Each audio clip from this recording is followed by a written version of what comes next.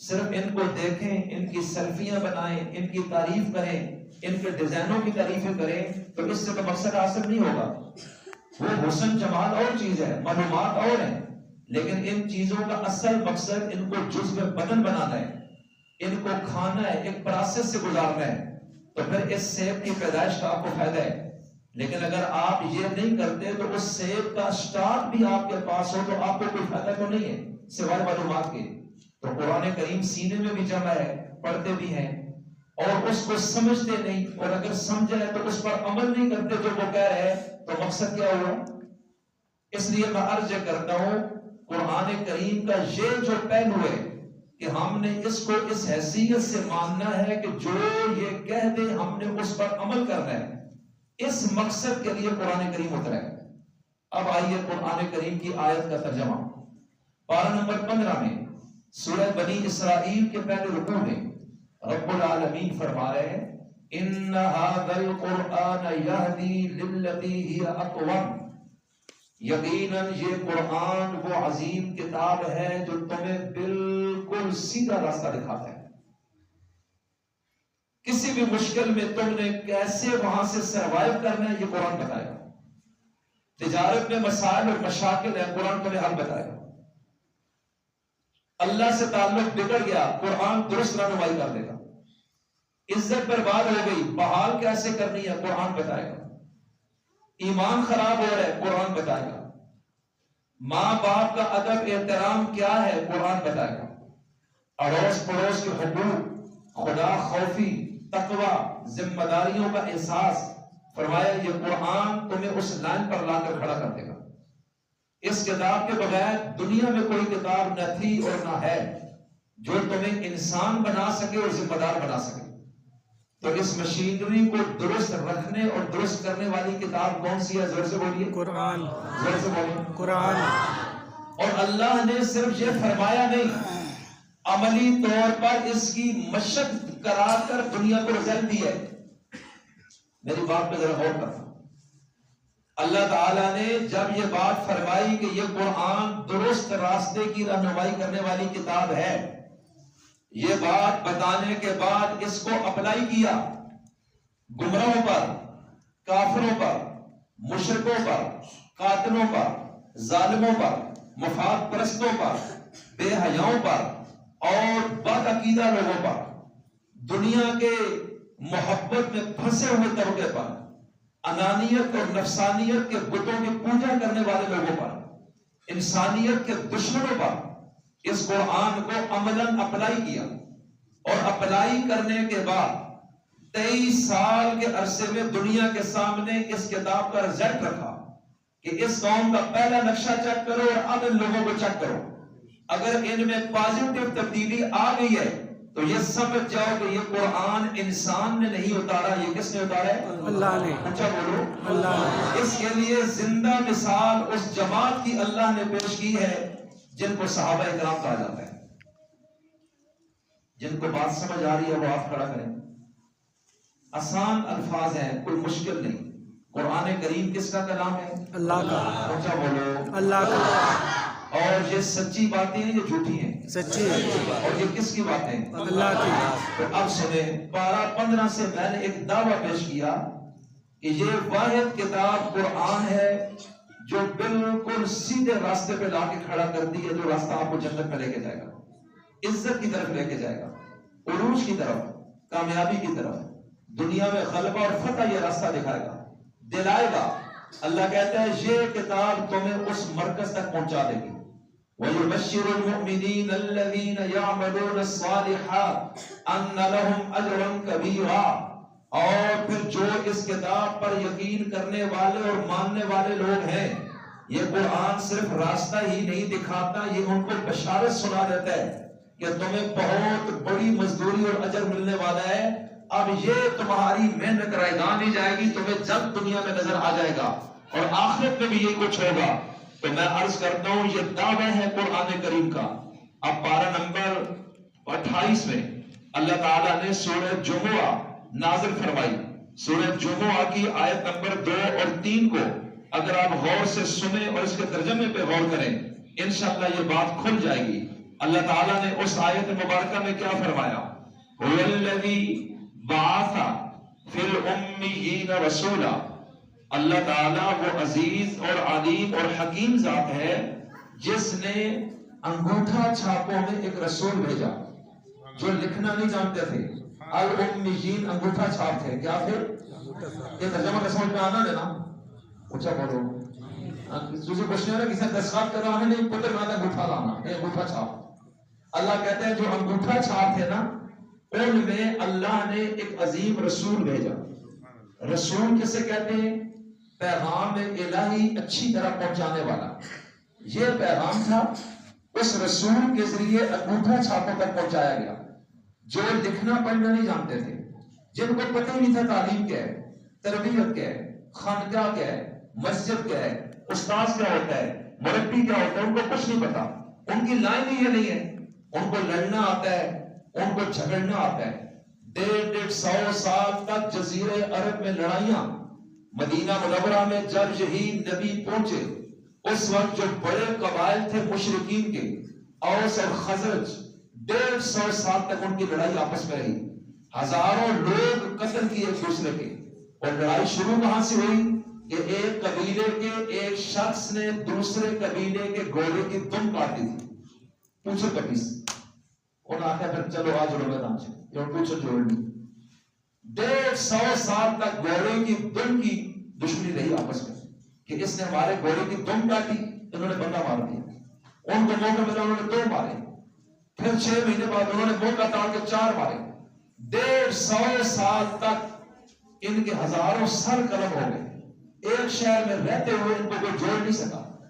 یہ رسول وہاں پہنچے، اس رسول نے اس کتاب کو اپلائی کیا، ان کو سمجھایا، سنایا، ایک ایک سے ملے، اور وہ ان قبیلوں سے نکل کر اس نبی کی لڑی میں آتے رہے۔ اندر خدا خوفی پیدا ہوئی، احساس ہوا اپنی غلطیوں کا۔ اب 12-11 رکوع 3 سورۃ التوبہ میں اللہ کہتا ہے هو الذی ایدک بنصرہ وبالمؤمنین، وہی غالب ذات ہے جس نے آپ کی تائید کی اپنی مدد کے ساتھ، اور ایمان والوں کی بھی تائید کی۔ اور وہ کیا کیا ہے؟ غور کیجئے گا، الف بین قلوبہم، کہ ان قبیلوں میں محبت ڈال دی، دشمنی کو محبت میں بدلا۔ لو انفقت ما فی الارض جميعا ما الفت بین قلوبہم ولکن اللہ الف بینہم۔ اے رسول کائنات، اس زمین میں جتنے خزانے، مال، دولت، درہم، دینار، سونا، چاندی، پیسہ ہے، یہ آپ سارا پیسہ خرچ بھی کر دیتے، یہ 150 سال پرانی دشمنی پھر بھی کبھی نہ ختم ہوتی۔ اتنے جنازے اٹھے ہوئے ہیں، نسلوں تک انتقام کھڑا تھا، لیکن آپ دیکھیں اتنا خرچ کے بعد بھی، اتنی انویسٹمنٹ کے بعد بھی آپ ان کے دلوں میں نہ جوڑ سکتے، لیکن اللہ نے کرم کیا، آپ کو رسول بنایا، اپنا پیغام بتایا، اور ان کے اندر کی باتوں کو رب جانتا تھا کہ وہ درست کیسے ہوں گی، اپنی باتیں ان تک پہنچائیں۔ یہ سنتے گئے، روتے گئے، غور کرتے گئے، ان پر یقین کرتے گئے۔ پھر ایک وقت آیا، دونوں طرف تبدیلی پیدا ہو گئی، ایک دوسرے کا احساس شروع ہونے لگا، اندر کا انسان بدل گیا۔ وَأَلَّفَ بَيْنَ قُلُوبِهِمْ لَوْ أَنفَقْتَ مَا فِي الْأَرْضِ جَمِيعًا مَا أَلَّفْتَ بَيْنَ قُلُوبِهِمْ وَلَكِنَّ اللَّهَ أَلَّفَ بَيْنَهُمْ۔ لیکن ان کے درمیان جو محبت ڈالنے والا کون ہے؟ زور سے بولے اللہ۔ انہ عزیز حکیم، کہ وہ غالب ہے، وہ زبردست ہے، جب وہ کچھ کرنے پہ آئے تو اس کو رکاوٹ کوئی نہیں ڈال سکتا۔ حکیم، لیکن اس کی حکمت ہے کہ اس نے کس موقع پر کیا کام کرنا ہے، وہ جلد باز بھی نہیں ہے۔ اس لیے میں عرض کرتا ہوں، اس قرآن کے آنے کے بعد مدینہ منورہ بنا ہے، پہلے وہ ایسے نہیں تھا۔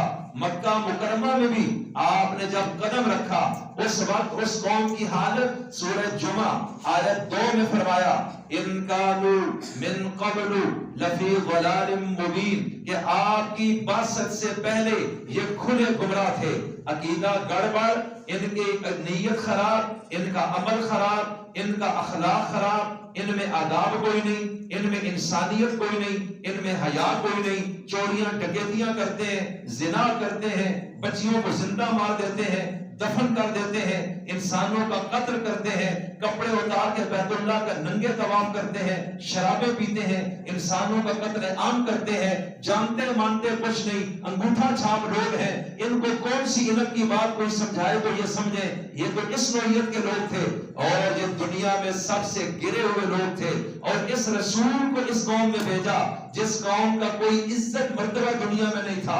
ساری عرب جزیرہ عرب کو لوگ کہتے تھے یہ انگوٹھا چھاپ ہے، ان کی حیثیت ہی کوئی نہیں، نہ ان کا کوئی بادشاہ، نہ ان کی کوئی وزارت، نہ کوئی انتظام زندگی، نہ کوئی ملکی سیاست، نہ کوئی اس قوم میں اتفاق، قبائلی نظام ہے، بس جس کے پاس طاقت ہے وہی اپنی حکومت کر جاتا ہے، اور غریب کو تو پوچھتا کوئی نہیں۔ اور ان کو انسان کون بنائے؟ فرمایا ہم نے آپ کو ان میں بھیجا جو انگوٹھا چھاپ ہے، رسول بنا کر بھیجا۔ اور کیوں بھیجا؟ یتلو علیہم آیاتہ، کہ آپ اس قوم کو ہمارے قرآن کی آیتیں پڑھ کر سنائیں۔ سارے کہیں سبحان اللہ۔ ہم نے بھیجا ہے کہ اس طرح یہ نہیں بدلیں گے، ہمیں پتہ ہے کہ ان میں تبدیلی کیسے آنی ہے۔ یہ بڑی شعر و شاعری کرتے ہیں، تقریریں کرتے ہیں، اور یہ اپنے آپ کو کہتے تھے عرب، کیا کہتے تھے؟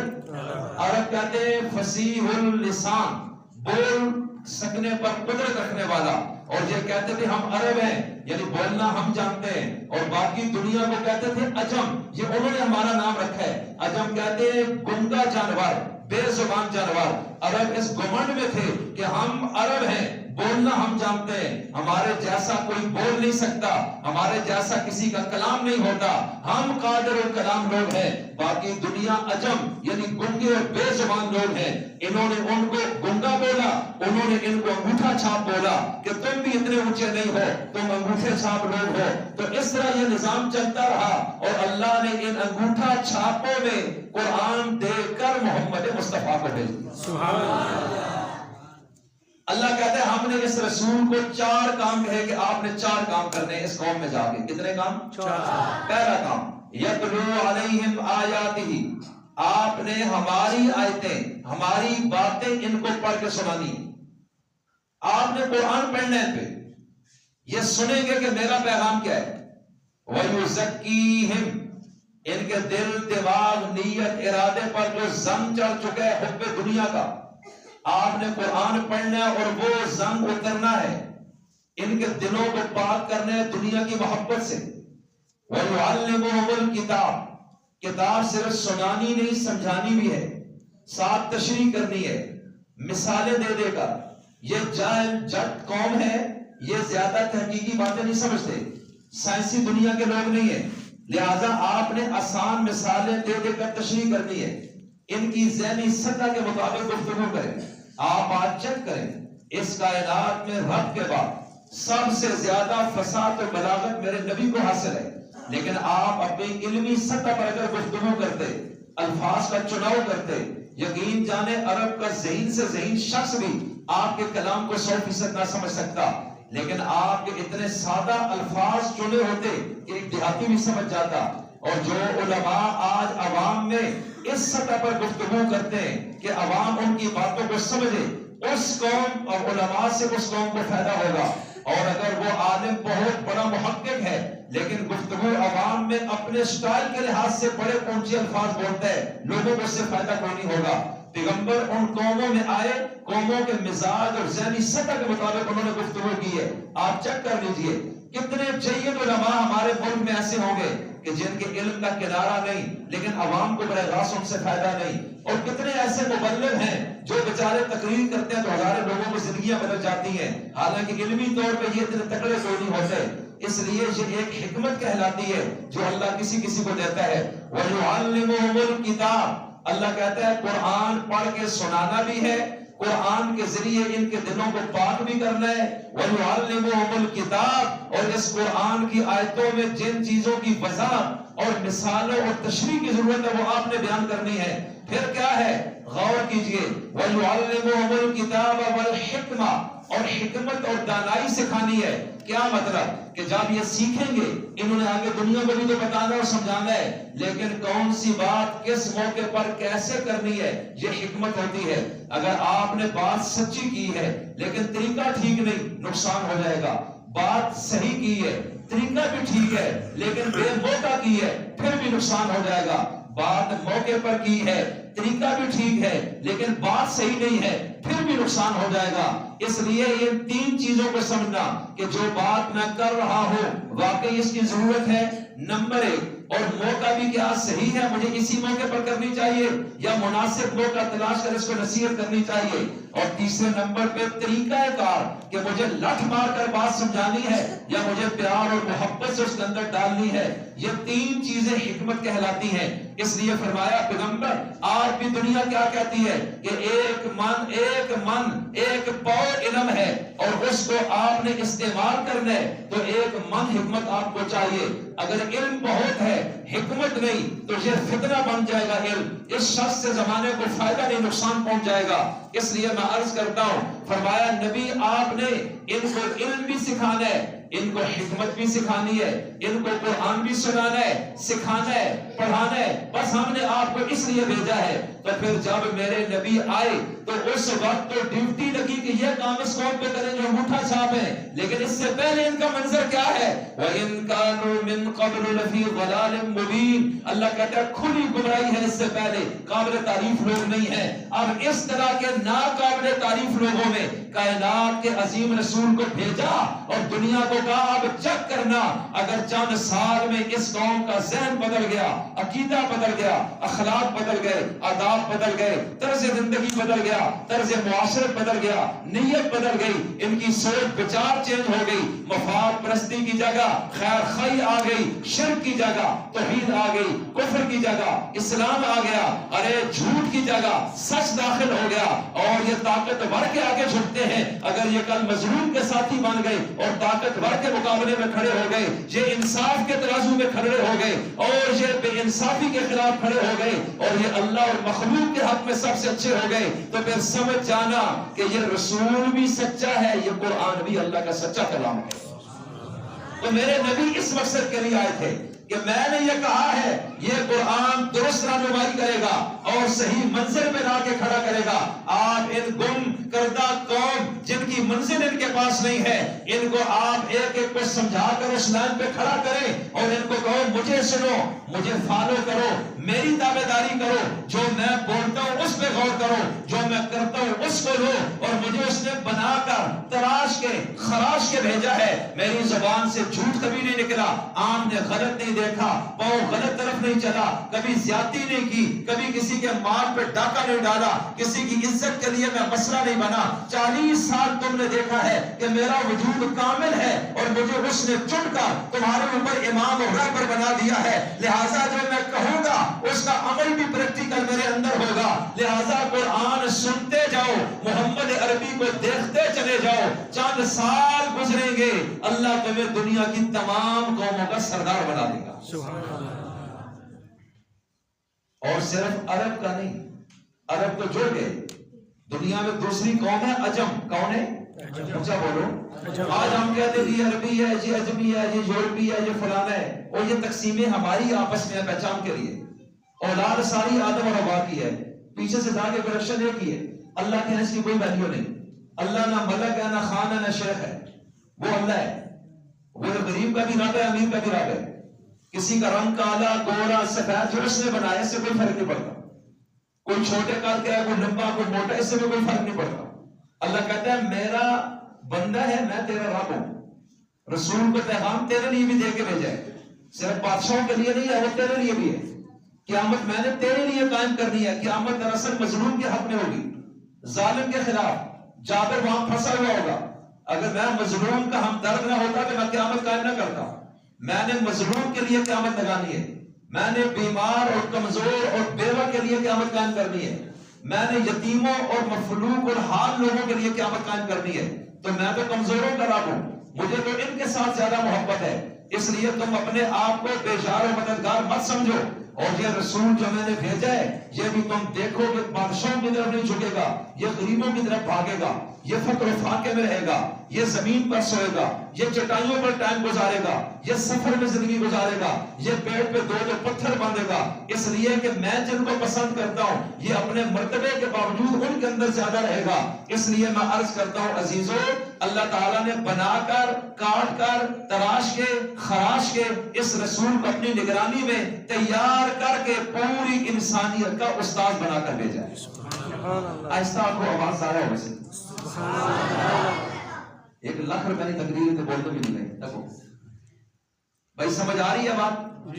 تو یہ قرآن صرف کتاب نہیں، یہ اس مشین کو درست رکھنے کا کتابچہ ہے۔ یہ انسان کی ضرورت ہے، یہ کتاب انسان کتاب کی ضرورت نہیں ہے، کتاب کو کوئی فرق نہیں پڑتا، نہ بھی پڑے۔ اس لیے میں عرض کرتا ہوں اللہ تعالیٰ نے ہمیں بنایا، اللہ کو پتا ہے کہ اس کے اندر گڑبڑ کہاں ہوگی، اس کا پورا ترتیب یہاں ہے۔ جب تک معاشرہ اس کو پڑھے سمجھے سنے گا معاشرہ درست چلے گا۔ جس دن معاشرے نے اس کو کمر کے پیچھے پھینکا پھر اللہ ہی حافظ ہے۔ پھر آپ چیک کر لیں کہ آج ہم کہاں کھڑے ہیں، ہمارے اندر کوئی انصاف نہیں ہے، معاف کیجیے گا میں بھی ایسے ہی۔ مسجد سے جب ہم نکلتے ہیں نا پھر ہماری سمجھ آتی ہے، کسی میں برادری کا بت نکل آتا ہے، کوئی پیسے کی پوجا کرتا ہے، جس کی زیادہ زمین ہے کوئی اس کو سجدے کر رہے ہیں، جیسے بندہ کہتا ہے اس نے اس کے نام ڈال دی، خواہ مخواہ کسی کے پاس بڑا عہدہ ہے اس کی چپلوسی کرتا رہے گا کر، کیونکہ اندر دنیا کی محبت ہے، دراصل وہ اس کو ٹکنے نہیں دیتی، اس کی کوشش ہوتی ہے میرے نمبر ذرا ان کے سامنے بن جائیں تو کیا ہو جائے گا، وہ بھی تمہاری طرح ایک بندہ ہے۔ اور رسول اللہ نے یہ اندر کی جتنی بھی چیزیں تھیں نا صحابہ کو اٹھا کے باہر پھینکی، اس لیے وقت کی طاقتوں کے آگے وہ کھڑے ہو کے فرق نہیں پڑا، سونے چاندی کے ڈھیر ان کے سامنے لا کے مال غنیمت کے انہوں نے کبھی خیانت نہیں کی، وہ وقت کے بادشاہ بن گئے، اپنے ان لباسوں میں پھرے، جسم پہ کپڑوں پہ 17 پیمان لگے رہے۔ یہ تھی وہ تربیت جو رسول اللہ نے کی۔ دنیا کے فاتح بنے اور سپر پاور کے بادشاہ بنے، لیکن کرپشن کا نام نہیں، اقربا پروری نہیں، ظلم اور زیادتی کسی پہ نہیں، اور ہمیشہ انصاف کے ساتھ کھڑے ہو گئے۔ تو اس قوم میں اتنی بڑی تبدیلی رسول اللہ کی تربیت اور قرآن کریم کی تعلیم کی وجہ سے آئی ہے۔ آئی ہے یا نہیں آئی؟ زور سے بولو۔ اللہ کہتا ہے سنو، صرف ان کو بدلہ ہم نے نہیں ہے، میں تمہیں ایک اور خبر بھی دینے لگا ہوں۔ اللہ کہتا ہے پہلے تو عرب آپس میں ٹکرا رہے تھے، جوڑ نہیں رہے تھے، کوئی فارمولہ نہیں ان کو جوڑنے کا، پھر مکہ، مدینہ، عرب، جزیرہ عرب یوں، انما المؤمنون اخوہ یوں ہو گئے۔